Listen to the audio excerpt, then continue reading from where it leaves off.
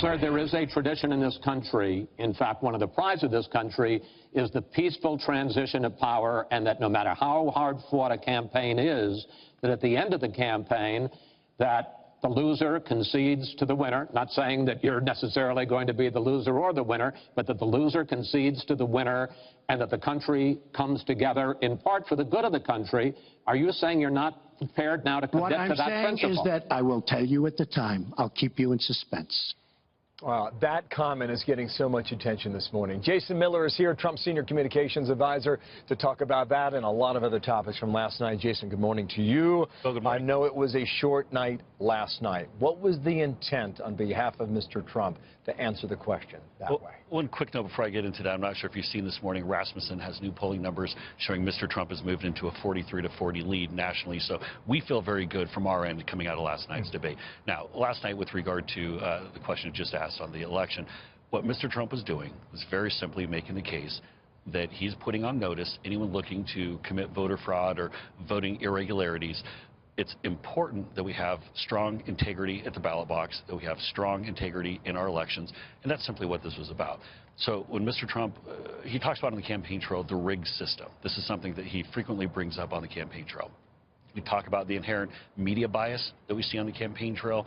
We see this rigged system that we see in Washington, the corridors of power. And we've heard him talk about that a lot, but you did debate prep with him. Was that a planned response going into last night? Well, that's his position. So that's what he firmly believes is that, look, think back to 2000. You don't have candidates go and concede an election before we even go and start voting. I guess folks have actually started voting early in a couple places, but until the votes are tallied and they're actually announced. Al Gore in 2000 concedes and then unconcedes and then concedes again. This is about voting integrity. This is about making sure that everyone has an opportunity to get their voice across by voting. That's what this is about. I think Charles Krauthammer called it political suicide. What do you think about that? Look, you see a lot of folks this morning, the media elites, falling into the hysterics. But what we think coming out of last night, what the American people saw, was one candidate came out and laid out a clear vision of why they should be president. We feel good. I think last night was Mr. Trump's best debate. Very strong performance, especially my personal favorite answer, his answer on the Supreme Court. I think that was he laid out a very clear case, a strong understanding of the Constitution, talking about Supreme Court justices, talking about the Second Amendment. And the other thing, too, that we did not see from Secretary Clinton, she had all this debate prep time. You brought up debate prep. All this debate prep time, she had no answer, none at all, for this role that her campaign, the DNC's had in inciting violence at our campaign events. We saw the tapes this week. She had a terrible answer on the Clinton Foundation. And so this is a change election. And as voters are walking in, it's pretty clear at this point that a vote for Hillary Clinton it's settling. It's a vote for the status quo. Mr. Trump offers a change. He has a positive vision. We feel good about how last Two more points. She said the most important question of the evening is, will Donald Trump reject Russian espionage? His answer was, you don't know who's doing it.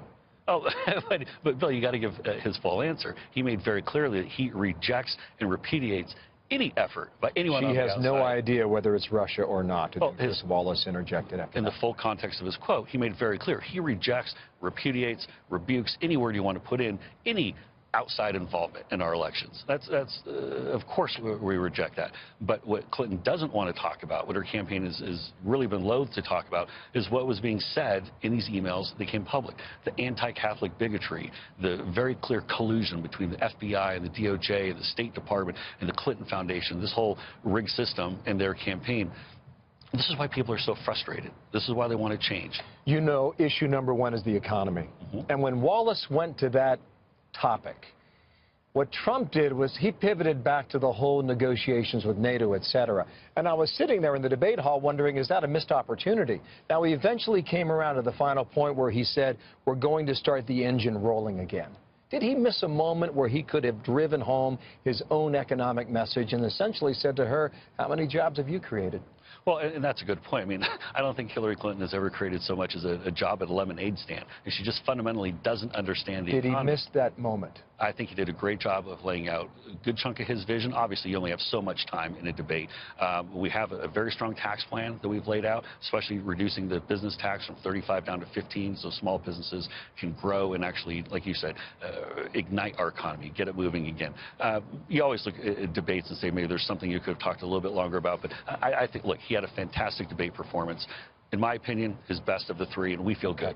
Final question. The handshake, the no handshake. Was that decided before the two walked out there? What was going to happen? Or were they playing off each other? The Clinton camp didn't want to shake hands. And Was that known prior to? I don't know if that's how public that had been made, but the Clinton camp didn't want to shake hands. And look, when Hillary Clinton talks about the low road and the high road, their campaign has been running the low road from the beginning.